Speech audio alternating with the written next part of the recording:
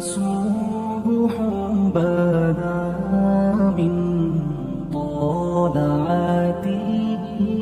حضرت عمر فاروق رضی اللہ تعالیٰ عنہ رات کا وقت ہے، چہرے پہ نقاب ڈال کے گلی میں گھوم رہے تھے.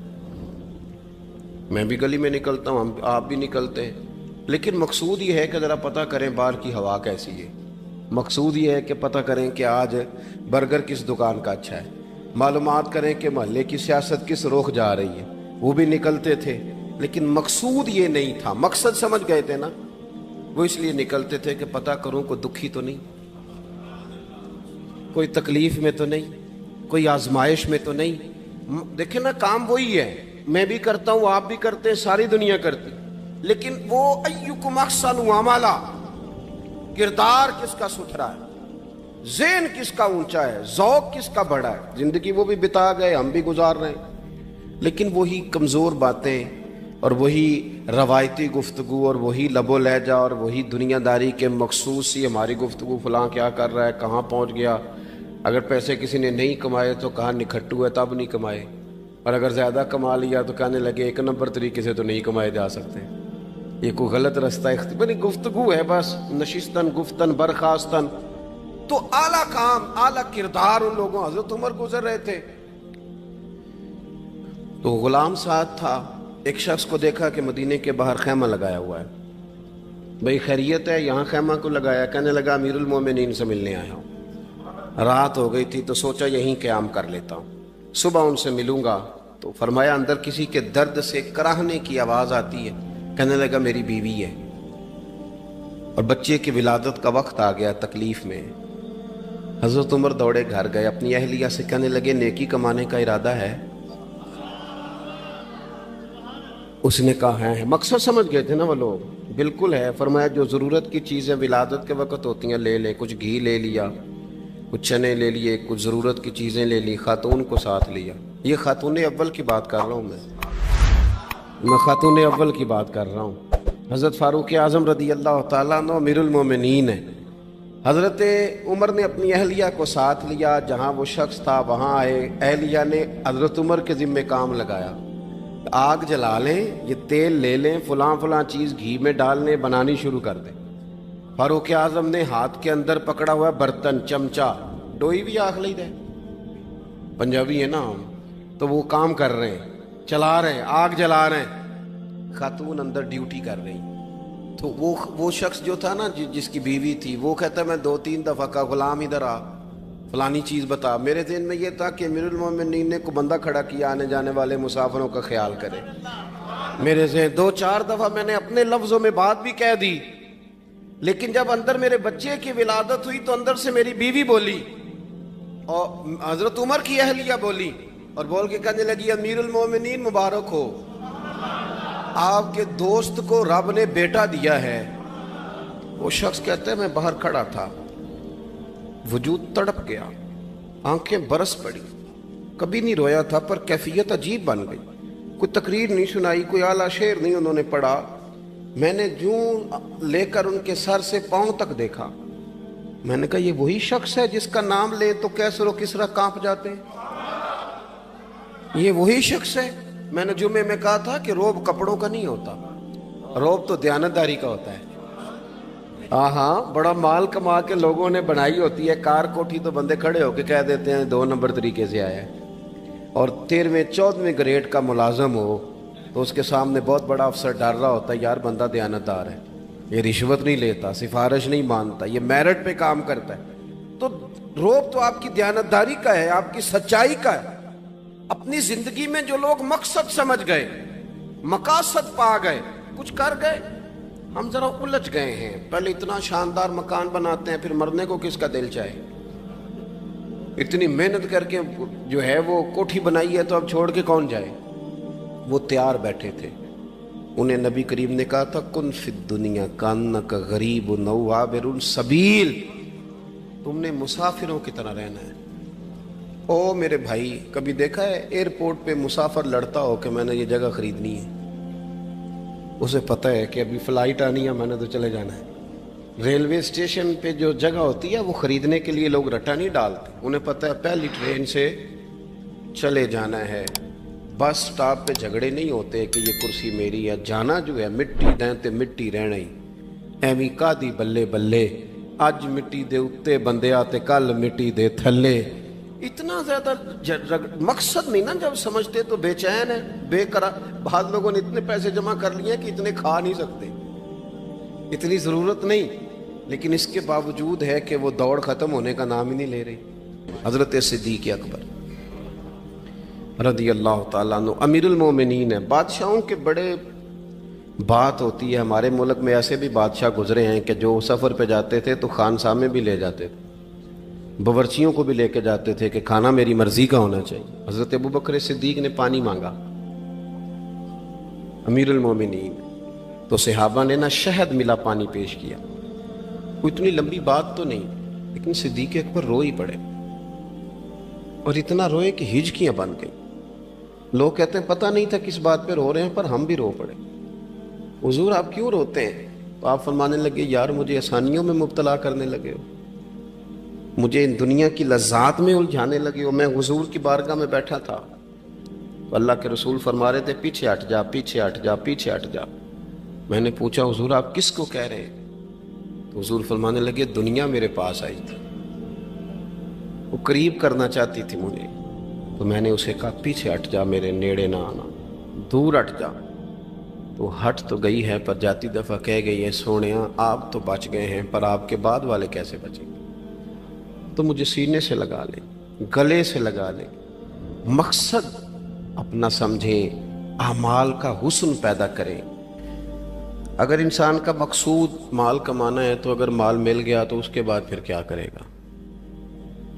किसी ने तय कर लिया था कि बहुत बड़ी गाड़ी और बहुत बड़ा बंगला मुझे चाहिए, तो वो बंगला उसे मिल गया, गाड़ी आ गई। अब तो मकासद क्योंकि तय नहीं होते, तो जो चीज़ इंसान छोटा सा मकसद तय करता है वो उसे हासिल हो जाता है। मैंने मुल्क से बाहर जाना है, घर सेट करना है, साथ वाला प्लाट लेना है, हो गया सारा कुछ, तो अब वो फिर इंसान बेचैन हो जाता है, परेशान रहता है, कहता है समझ नहीं आती मतलब मकसूद क्या है। अल्लाह तबारक व तआला ने तो एक तिनका बेमकसद पैदा नहीं किया, इतना सोना इंसान कैसे बेमकसद पैदा कर दे?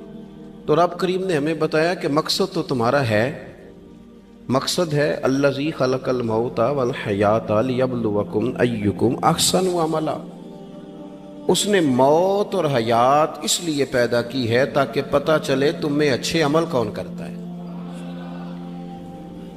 तुम किस कदर ज़्यादा अपने रब की इबादत करते हो, किस कदर ज़्यादा उसने अखलाक का मुजाहरा करते हो, किस कदर ज़्यादा लोगों की खिदमत करते हो, किस कदर ज़्यादा तुम दीन की तबलीग में, इशात में, अबलाग में, तरवीज में किरदार अदा करते हो। बामकसद तुम्हें बनाया, बामकसद अच्छा तरीन अमल तुम में से कौन करता है। इसलिए मौत और हयात पैदा की थी कि तुमने सुथरे से सुथरे अमाल, बेहतर से बेहतर किरदार, आला से आला तुम्हारा अंदाज़े ज़िंदगी।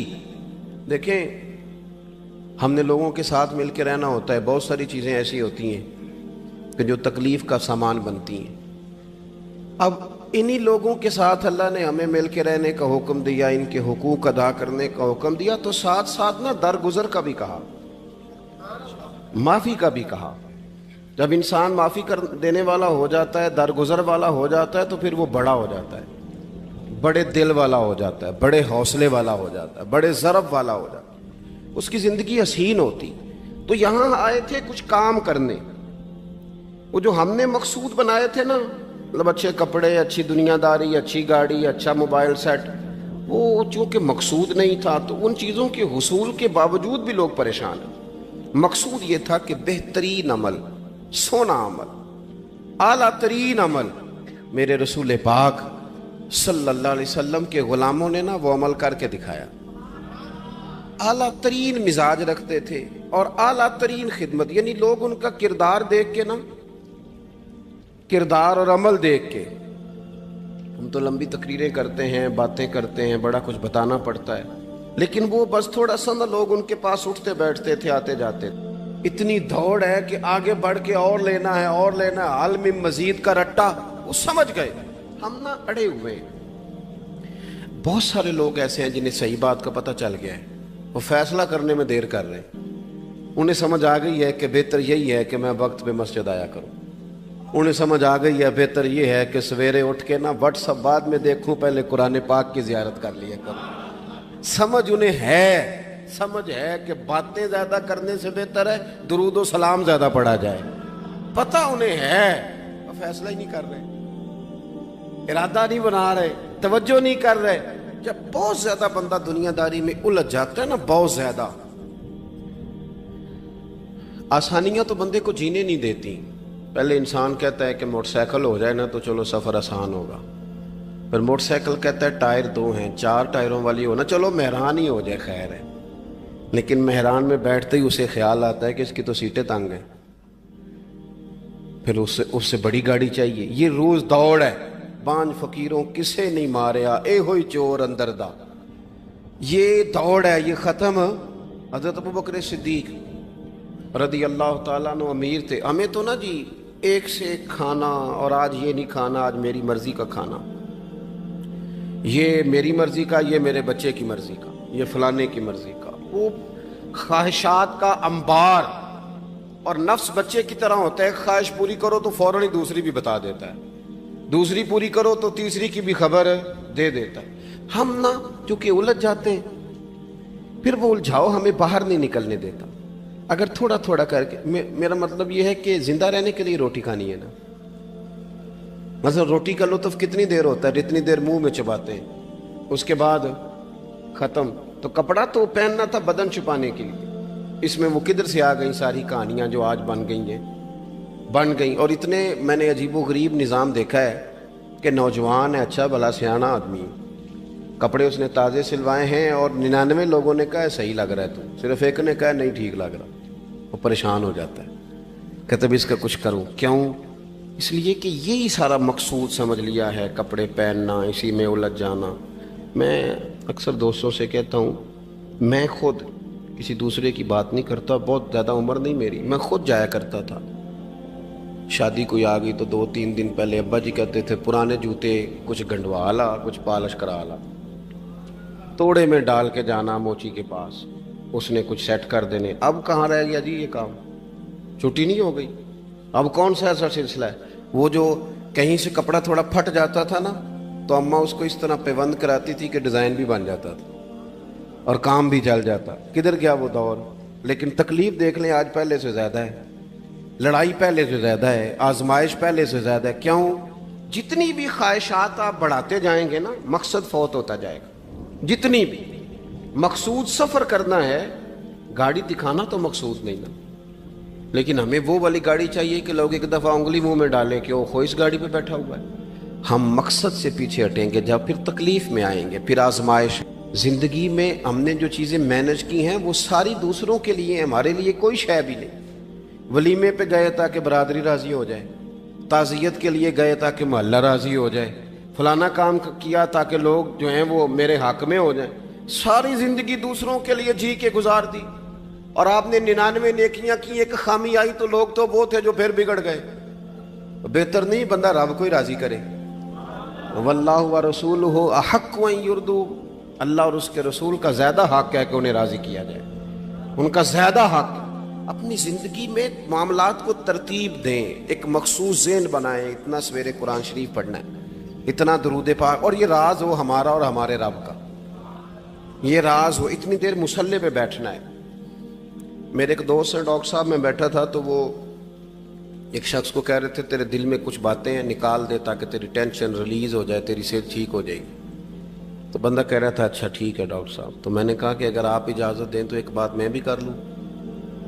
نے کہا آپ بھی کر لیں۔ تو میں نے کہا ڈاکٹر صاحب کچھ دکھ بڑے ذاتی اور نجی ہوتے ہیں، بندہ کسی کے سامنے کہہ ہی نہیں سکتا، بڑے ذاتی قسم کے ہوتے ہیں وہ، آپ کسی کے سامنے جتنا مرضی کوئی قریبی ہو، وہ بندے کی اپنی اندر کی کچھ ایسی تکلیفیں ہوتی ہیں اندر کی، آزم گنڈاں دے وچ گنڈاں 10 کیڑی کھولا، بڑے مسئلے ہوتے ہیں، آپ کیسے بیان کر سکتے ہیں، سوال ہی نہیں پیدا ہوتا۔ تو کہنے لگا پیر صاحب حال تو ہوگا نا؟ میں نے کہا بالکل ہے، ہمیں ہمارے دین نے دعا سکھائی ہے، جو کسی سے نہیں کہہ سکتے وہ اپنے رب سے کہہ دو۔ اللہ کے حضور عرض کر دو، کشکول طلب دراز کر کے کہہ دو مالک یہاں پریشان ہوں، وہ بڑا کریم ہے، عطا بھی کرے گا اور پردہ پوشی بھی فرمائے گا۔ اپنے اللہ کے ساتھ اپنا تعلق مضبوط کریں، اپنی زندگی میں حسن اعمال کا پیدا کریں، اعمال کا، کہانیوں کا نہیں، باتوں کا نہیں، تصویروں کا نہیں، نئی سے نئی پکچر کا نہیں، اعمال کا، اور خوبصورت ترین طریقہ ہو۔ دیکھیں نا، مشکل سے بھی تو نماز پڑھنی ہے نا، سویرے ابا بڑے غصے میں تھے تو پھر مجھے اٹھنا ہی پڑا، تو اس طرح بھی تو پڑھنی ہے۔ تو اگر بندہ ذوق سے اٹھے اور ذرا سونا کر کے وضو کرے اور ذرا صحیح کر کے مصلی بچھائے اور سجدہ کرے تو ذرا ذوق سے کرے، مجھے سوز دے، مجھے ساز دے، مجھے نیم شب کا نیاز دے، دم سجدہ خود کو میں توڑ دوں، مجھے ایسا ذوق نماز دے۔ اس ذوق کے ساتھ آگے بڑھے۔ مقاصد جب بندہ سمجھ جاتا ہے نا، مقاصد، پھر اس کے لیے آسانی ہوتی ہے۔ میں نے عرض کیا تھا زیادہ باتیں نہیں کرنی، مقصود تو ایک پیغام دینا ہے۔ اب ہم نے جانے والوں کے لیے کیا کرنا ہے؟ ایک تو یہ کہ اپنا مقصد ٹھیک کرنا ہے کہ جو رخصت ہو گئے اپنے بزرگوں کو نا یاد رکھیں۔ اصل کام ہے ان کو بول کے بتائیے، سال کے بعد ختم، بڑی اچھی بات ہے، سسماہی ششماہی سیماہی سب ٹھیک ہے، ان کو یاد رکھیں۔ حضور نہ یاد رکھتے تھے، اپنی والدہ کا ذکر کرتے تھے، اپنے والد کی بات کرتے تھے، اپنے دادا کا ذکر کرتے تھے، اپنے جانے سیدہ خدیجہ الکبریٰ رضی اللہ تعالیٰ عنہ وصال کر گئیں تو حضرت عائشہ کہتی ہیں حضور اکثر گھر میں ان کا ذکر کرتے ہیں۔ اپنے بزرگوں کو یاد رکھیں، ان کا ذکر کریں، ان کو نا، والد کے لیے نا والد ہونا شرط ہے، پی ایچ ڈی ہونا شرط نہیں۔ والد کے لیے والد ہونا شرط ہے، مفتی ہونا شرط۔ والد ان پڑھ بھی ہو تو بچے کو سمجھانے کا سلیقہ سے اللہ اسے عطا کاری دیتا ہے۔ ماں بالکل ان پڑھ بھی ہو تو بچوں کو سمجھانے کا طریقہ اللہ اسے، ان سے سیکھیں۔ میرے والدہ دونوں اپنا نام نہیں لکھ سکتے تھے، تو میں اپنے دوستوں سے کہتا ہوں مجھے کبھی موقع ملے تو میں کئی جلدوں میں کتاب لکھ سکتا ہوں اپنے ماں باپ، اس لیے کہ وہ جو ہمیں سکھا گئے، جو بتا گئے، وہ انہی کا خاصہ تھا۔ تو اپنے ایک تو جانے والوں کو یاد رکھیں، دوسرا ان کے لیے دعا کریں تو درد سے کریں، سونی کر کے کریں، صحیح کر کے کریں، اکیلے بیٹھ کے کریں۔ دعا کا سب سے زیادہ تعلق آپ کے دل کی آواز کے ساتھ ہوتا ہے، اور جس طرز میں حضور نے ہمیں حدیث سکھائی ہے نا، اس رنگ میں کبھی آپ حدیث کو سیکھیں، سمجھیں نا۔ حضور فرماتے ہیں جس طرح دریا میں ڈوبنے والا سہارا تلاش کرتا، دریا میں اسے کتنی کو جلدی ہوتی ہے، غوطے لگ رہے ہوتے ہیں، وہ اس طرح کا نہیں ہوتا کہ میں عصر کی نماز کے بعد پھر آؤں گا تجھے نکالنے، اس طرح تو نہیں نہ ہوتا۔ دریا میں ڈوبنے والا جس طرح کشتی سہارا تلاش کرتا ہے، حضور فرماتے ہیں اس طرح قبر میں جانے والا دعاؤں کا انتظار کرتا ہے۔ آپ نے دیر کر دی دعا مانگنے میں، ختم دلانے میں دیر کر دی، کت صبح و شام ہمہ وقت دعا۔ ابھی آپ آیتیں سن رہے تھے سورہ ابراہیم کی، اللہ نے نماز میں رکھ دی، ربنا اغفر لی ولی وللمؤمنین یوم یقوم الحساب۔ ایک تو نے یاد رکھیں، خوب دعا کریں، اور دوسرا کوشش کریں کہ وہ جو نیکیاں کرتے تھے وہ نیکیاں بھی جاری رہیں، جن لوگوں سے ان کا اچھا تعلق تھا وہ تعلق بھی قائم رہے۔ یہ بھی کوشش کریں کہ ان کے لیے صدقات و خیرات کریں، اور قیمتی صدقہ دیں۔ قیمتی، میں بات ختم کرنے لگا ہوں، بس قیمتی صدقہ دیں، قیمتی۔ 15 تولے سونا گھر میں پڑا ہوتا ہے، قیمتی ہوتا ہے نا۔ کبھی کسی نے چوک میں بتایا کہ آج 15 تولے سونا میرے گھر میں پڑا ہے؟ بولو نا، لگتا ہے تو سو 10 چھڑنا ہے۔ اگر گھر میں 50 لاکھ روپے کیش پڑا ہو تو چوک میں گلی میں آ کے آپ بات کریں کہ گھر میں پیسے پڑے ہیں، کیوں؟ کہ وہ قیمتی ہیں، کوئی لے نہ لے۔ تو یہ جو 5000 مسجد دے کے سارے محلے کو بتاتے ہو، یہ بھی صدقہ تھا، یہ بڑا قیمتی چیز تھی، یہ بتانے والا نہیں تھا، یہ تو نیکی تو قیمتی تھی۔ قیمتی چیز جو ہوتی ہے وہ تو چھپائی جاتی ہے کہ بتائی جاتی ہے۔ یہ جو بیٹیاں ہیں نا اسلام کی، مائیں بہنیں، یہ قیمتی ہیں، اس لیے اسلام انہیں کہتا ہے تم گلیوں اور چوکوں میں آنے والی نہیں، قیمتی چیزیں گھر کے اندر رہا کرتی ہیں۔ تم قیمتی چیزیں ہو، تمہارا وجود قیمتی ہے، تم کبھی ماں ہو، کبھی بیٹی ہو، کبھی بہن ہو، کبھی بیوی ہو، قیمتی ہو، اس لیے تمہیں اسلام کہتا ہے کہ گھر کے اندر رہو گی تو تمہاری قیمت رہے گی. کچھ چیزیں ایسی ہیں جو چوکوں میں گلیوں میں پھیل جائے تو ان کی قیمت نہیں رہتی. اس لیے تمہیں کہا جاتا ہے کہ گھر میں رہو. یہ جو تمہیں چوکوں میں لاتے ہیں یہ تمہیں بے وقت کرنا چاہتے ہیں, بے قیمت کرنا چاہتے ہیں. انسان تھوڑی دیر کے لیے, اگر تھوڑی دیر کے لیے غور کرے تو بڑے بڑے جانور انسان سے بڑے طاقتور ہیں, لیکن اللہ نے ان کی نکیل انسان کے ہاتھ میں تھما دی.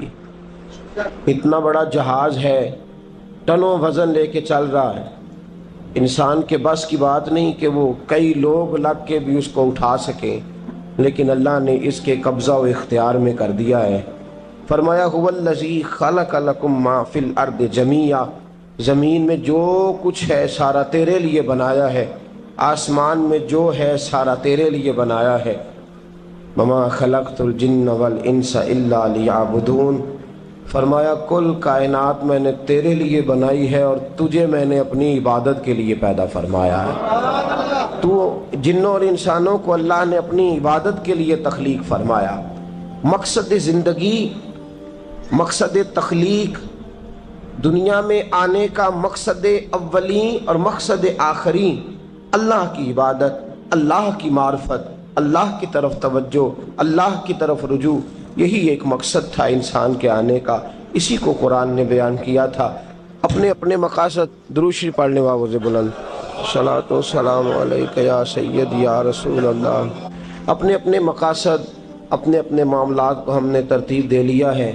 صبح سے شام تک کے معاملات سارے کے سارے ہمارے ذاتی, نجی اور ہمارے اپنے بنائے ہوئے مقاصد کے تحت گزر رہے ہیں. حالانکہ رب کریم نے فرمایا کہ انسان میں نے تجھے اپنی عبادت کے لیے بنایا ہے, اپنے لیے تجھے بنایا ہے. تو میری بارگاہ میں سجدہ ریز ہو, تو میری بارگاہ کی طرف توجہ کرے, تو میرے لیے تسبیح پڑھے, تو تحلیل کے جملے بولے, تو تکبیر کہے, تو میرے محبوب پہ نازل ہونے والے قرآن کی تلاوت کرے. تجھے تو اس لیے بنایا تھا. عبادت کا معنی یاد رکھیے گا, عبادت کا معنی فقط نماز پڑھنا نہیں, عبادت کا معنی صرف نماز پڑھنا نہیں. نماز عبادت کا ایک جز ہے, نماز عبادت کا ایک حصہ ہے. عبادت نماز پڑھنے کا نام نہیں, عبادت روزہ رکھنے کا نام نہیں, عبادت صرف اور صرف حج کرنے کا نام نہیں, فقط ذکر فکر کرنا عبادت نہیں, بلکہ اللہ کا حکم ماننے کا نام عبادت ہے. خدا رسول کی بات ماننے کا نام عبادت ہے. جہاں جانے کا خدا حکم دے وہاں چلے جاؤ, یہ عبادت ہے. جہاں جانے سے منع کر دے وہاں کبھی نہ جاؤ, یہ عبادت ہے. اگر نماز پڑھنے کا نام ہی عبادت ہوتا تو پھر فجر کی فجر کے وقت کیوں پڑھنی پڑتی, پھر ظہر میں ہی کیوں فرض ہوتی, پھر عصر کا وقت مغرب میں جا کے کیوں نہ شروع کیا جاتا, پھر انسان کی مرضی تھی جب پڑھ لیتا. فرمایا نہیں, عبادت میری ہے, اصل میری اطاعت ہے. میں جب کہوں کہ یہ فجر کا وقت ہے تو تجھے فجر مان کے پڑھنا, جب کہوں ظہر کا وقت ہے تو ظہر مان کے. ہم نے عبادت کو مخصوص کر دیا. مسجد میں چلے جانا, نفل پڑھ لینا, کچھ دیر قرآن شریف پڑھ لینا, کچھ دیر اللہ کی عبادت کر لینا, کچھ دیر ذکر اذکار کر لینا, اس کا نام عبادت ہے. اور باہر نکل کے بے شک جھوٹ بولے, باہر نکل کے بے شک غیبت کرے, باہر نکلے اور کم تولے, باہر نکلے اور اپنی من مرضی کرے, تو یہ عبادت نہیں. اس لیے کہ ہم اس خدا کے ماننے والے ہیں جو صرف مسجد میں نہیں ہوتا بلکہ جلوہ تیری ذات کا کو بکو ہے. میں جدھر دیکھتا ہوں ادھر تو ہی تو ہے. ہمارا خدا صرف مسجد میں نہیں ہے, اللہ ہر جگہ ہے. جے میں تینوں اندر جانا پھر مقید جانا, جے میں تینوں باہر سمجھا اندر کون سمانا. اندر بھی تویں باہر بھی تویں وچ بلا کون نمانا. اصل بات یہ ہے کہ جب خدا ہر جگہ ہے تو اللہ تبارک و تعالیٰ کا حکم ہر جگہ ماننا ہے, ہر جگہ اطاعت کرنی ہے, ہر لحاظ سے. رب کی بات ماننے کا نام عبادت ہے. اللہ کی, اس کے رسول الپاک صلی اللہ علیہ وسلم کی بات ماننے کا نام, توجہ ہے آپ کی میری بات پہ, عبادت کا مفہوم سمجھیے گا, عبادت کا مفہوم سمجھیے گا. ہمارا وہ دین نہیں جو پنڈتوں جوگیوں راہبوں کا مذہب ہے کہ جنگلوں میں نکل جاؤ تسبیح لے لو, میں کھٹکتا ہوں دل عالم میں کانٹے کی طرح اور تو فقط اللہ اللہ اللہ. یہ مذہب نہیں. ہمارا دین کہتا ہے مسجد میں بیٹھ کے جو ذکر کرے گا اسے بھی ثواب ملے گا، اور جو محنت کر کے کما کے بچوں کو کھلائے گا اسے بھی ثواب ملے گا۔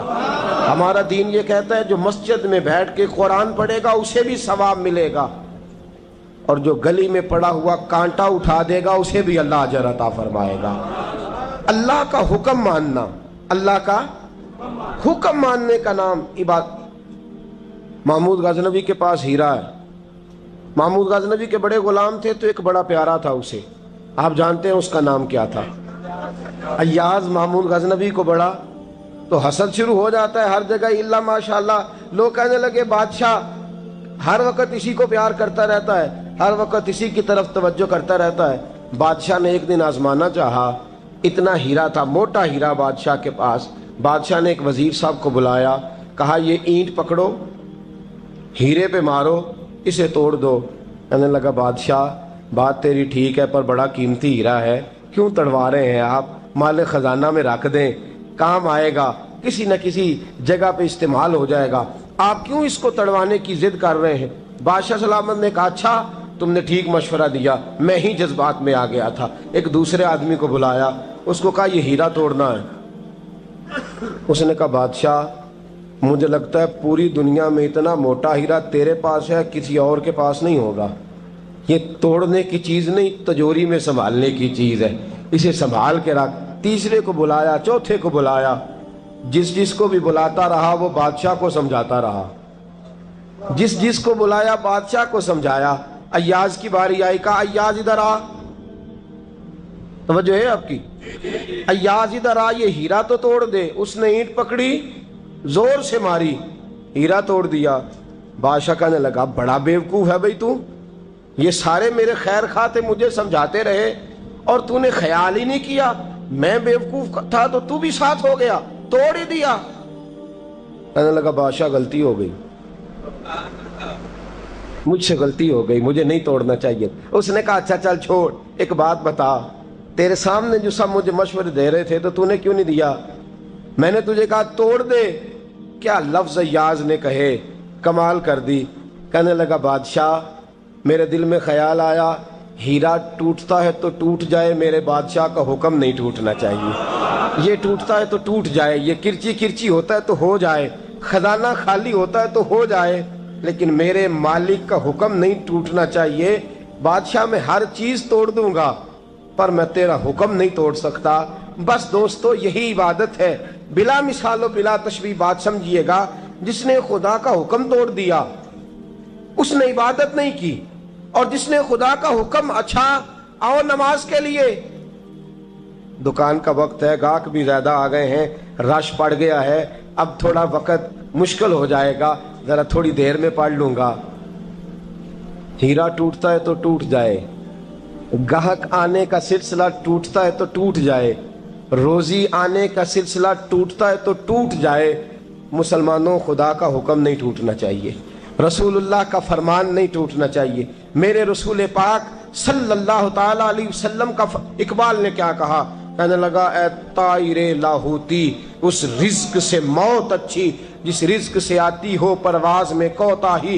کہا خدا کا حکم نہ توڑ بیٹھنا، اور عبادت بھی جس کو اللہ کہہ دے وہ عبادت ہے۔ ایک بندہ زوال کے وقت نماز پڑھنے کھڑا ہو جائے تو ہو جائے گی، کیوں؟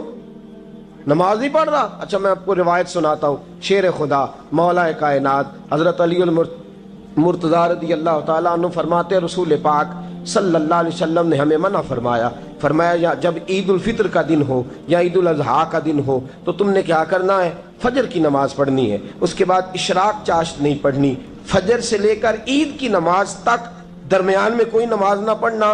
جب عید کی نماز ہو چکے پھر تمہیں اجازت ہے جتنے مرضی نفل پڑھو، لیکن فجر سے لے کر عید تک تم کوئی اور نماز نفل درمیان میں نہ پڑھنا۔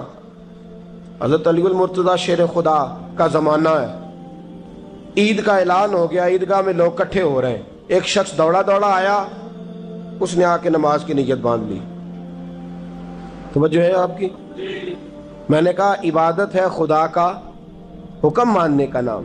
حضرت علی رضی اللہ تعالیٰ عنہ نے نماز کے بعد اس شخص کو بلایا، فرمایا ادھر آ، تجھے نہیں پتا کہ جب تک عید کی نماز نہیں ہوتی کوئی اور نفل نہیں پڑھیں گے؟ کہنے لگا جی میں نے نماز ہی پڑھی ہے، کوئی جرم کیا ہے؟ نماز پڑھی ہے نا، میں نے سجدہ کیا ہے، کوئی جرم ہے؟ حضرت علی نے تلوار نکال لی، فرمایا جو مصطفیٰ کی سنت توڑ کے نفل بھی پڑھے گا میں اس کا بھی سر قلم کر دوں گا، جو رسول پاک کے حکم کے خلاف عبادت بھی کرے گا اس کو بھی قتل کر دیا جائے گا، توبہ کر۔ یاد رکھیے گا عبادت خدا رسول کی بات ماننے کا نام ہے۔ آپ سویرے 8 بجے اٹھ کے کھڑے ہو جائیں کہ میں نے تو فجر پڑھنی ہے، فجر کا وقت 8 بجے نہیں ہوتا، وہ گزر گئی 4 بجے، 4:15 بجے ہو چکا۔ ایک شخص شام 7 بجے کھڑا ہو جائے کہے جی میں تو ظہر کی نماز 7 بجے پڑھا کروں گا، یہ کیسے ممکن ہے؟ اس کا وقت تو 2 بجے کے راؤنڈ اباؤٹ ہے، تجھے اسی وقت ادا کرنی۔ یاد رکھیے گا عزیز ساتھیو، عبادت اللہ کا حکم ماننے کا نام ہے، لیکن عبادت کی بہت بڑی جو ایک رکن ہے، عبادت کا بہت بڑا جو ایک جز ہے وہ نماز پڑھنا، بہت بڑا جز۔ حضرت محمد بن ابی بکر حضرت صدیق اکبر کے صاحبزادے رضی اللہ تعالیٰ عنہ کیا فرماتے ہیں؟ فرماتے ہیں مسلمانوں بڑے نصیبوں والے ہو، بڑے نصیبوں والے ہو، تمہیں تو اللہ کی بارگاہ میں جانے کے لیے اجازت ہی نہیں لینی پڑتی، اللہ نے تمہارے لیے دروازہ ہی کھول دیا ہے، جب دل کیا وضو کیا نماز کی نیت باندھی اللہ کے دروازے کھل گئے، اور بغیر کسی ترجمان کے تم نے اپنے رب سے بات کرنی شروع کر دی۔ عبادت ایسی نعمت ہے، اللہ کی بارگاہ میں کھڑے ہونا، سجدہ کرنا اتنی بڑی فضیلت کی بات ہے۔ یہ حدیث میرا خیال ہے آپ کو کبھی بھولنی نہیں چاہیے۔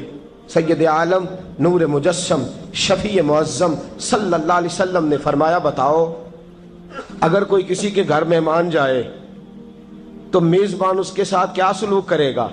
تو صحابہ کہنے لگا یا رسول اللہ جتنا میزبان اچھا ہوگا اتنا ہی اچھا سلوک کرے گا، جتنا وہ اعلیٰ ہوگا اتنا ہی اعلیٰ سلوک کرے گا، جتنا وہ عرفہ ہوگا اتنی ہی اس کی بات بھی بڑی ہوگی۔ نبی پاک صلی اللہ علیہ وسلم نے فرمایا جو مسجد جاتا ہے وہ اللہ کا مہمان ہے، جو مسجد جاتا ہے وہ اللہ کا مہمان ہے۔ فرمایا میزبان کے ذمے ہے کہ مہمان کے اوپر رحمت کرے، کرم کرے۔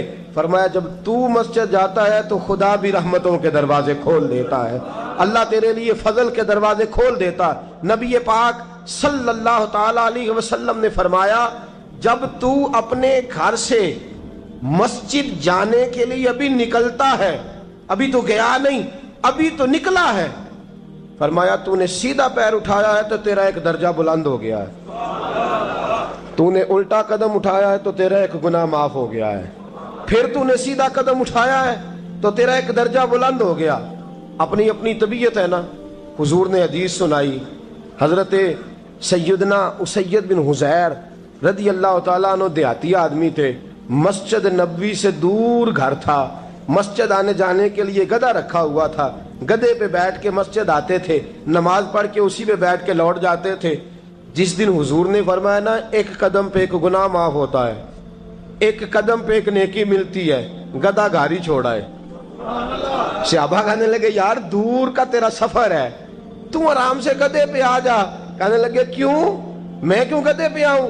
میں تو روز پیدل آؤں گا، تم سب کے تھوڑے تھوڑے گناہ معاف ہوں گے، تھوڑے تھوڑے درجے بلند ہوں گے، میں نے چونکہ دور سے آنا ہے اللہ میرے زیادہ گناہ معاف فرمائے گا، میرے زیادہ درجے بلند فرمائے گا، میرے اوپر زیادہ کرم نوازی فرمائے گا۔ جو مسجد کی طرف چل کے آیا ایک ایک قدم پر اللہ اس کے درجے بلند کرے گا، ایک ایک قدم پہ اللہ اس کے گناہ معاف کرے گا۔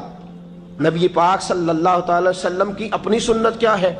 حضرت زید بن ثابت رضی اللہ تعالیٰ عنہ فرماتے ہیں میں ایک دن حضور کے ساتھ مسجد کی طرف نکلا، جب ہم جانے لگے نا تو جو رسول پاک کا انداز تھا نا چلنے کا وہ بڑا پیارا ہوتا تھا، دھیما سا چلتے تھے، نظر مبارک جھکی رہتی تھی۔ سید عالم صلی اللہ علیہ وسلم کی ادائیں ایسی حسین تھیں، تیری سیرت تیری صورت زمانے سے نرالی ہے، تیری ہر ایک ادا پیارے ادائے بے مثالی ہے۔ فرمایا جھکی جھکی نظروں سے حضور چلتے تھے، آج میں ساتھ ہوں، پہلے بھی کئی دفعہ ساتھ تھا، مسجد کی طرف جا رہے تھے، کسی جگہ سے واپس لوٹے تھے، کسی کے گھر سے مسجد جا رہے تھے، فرمایا ہلکے ہلکے قدم، چھوٹے چھوٹے قدم، آہستہ آہستہ حضور چل رہے ہیں۔ فرماتے ہیں میرے دل میں بار بار خیال آتا،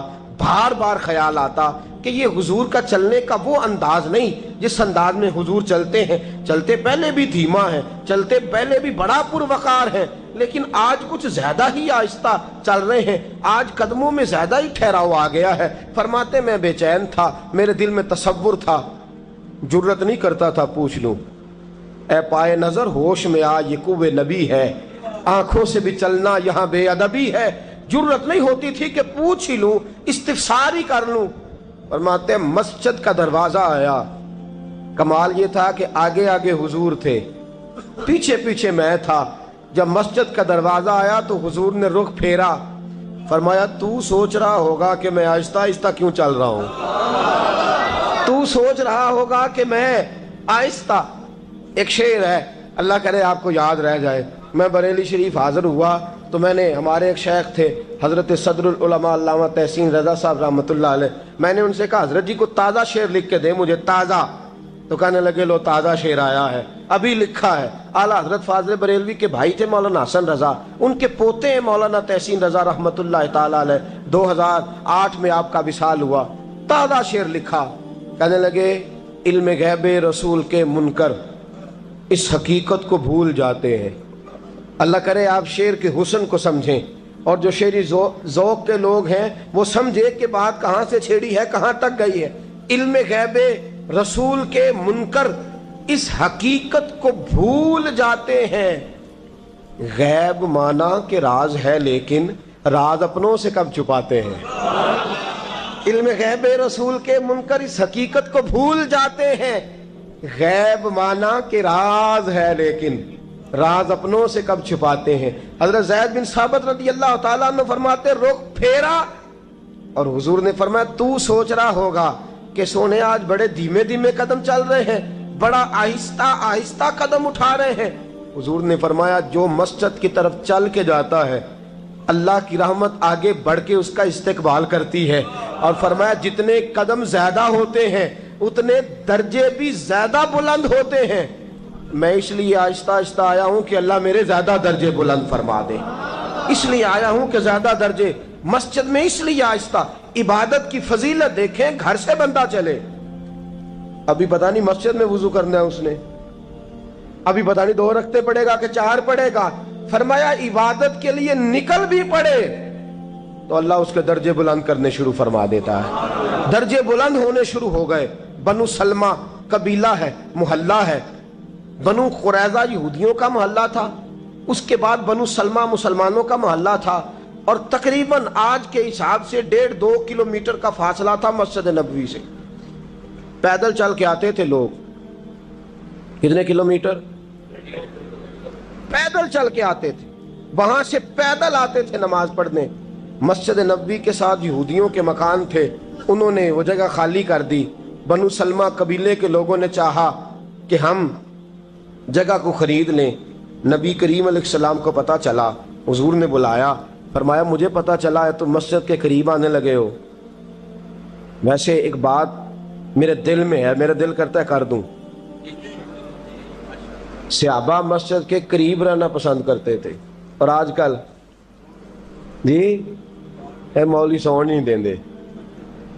یقین کریں مسجد کے دائیں بائیں آگے پیچھے جو گھرانے ہوتے ہیں وہ کہتے ہیں جی ہم بڑے پریشان ہیں، یہ تو ہمیں سونے نہیں دیتے.